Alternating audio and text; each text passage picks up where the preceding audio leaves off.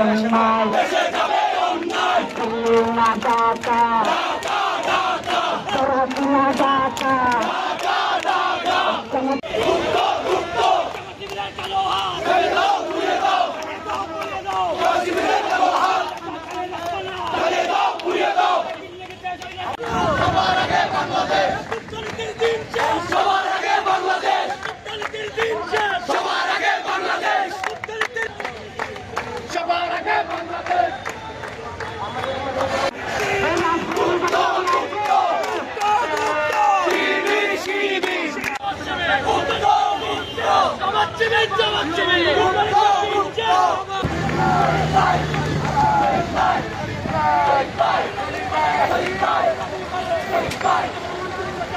আমাদের সংগঠন নিরাপদ নয় কেন?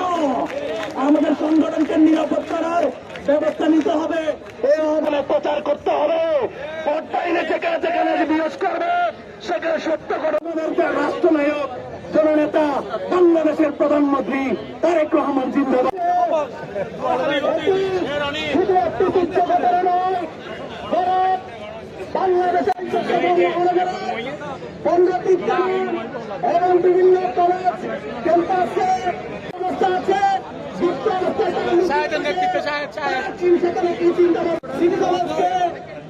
একটি অগ্নিকর্মা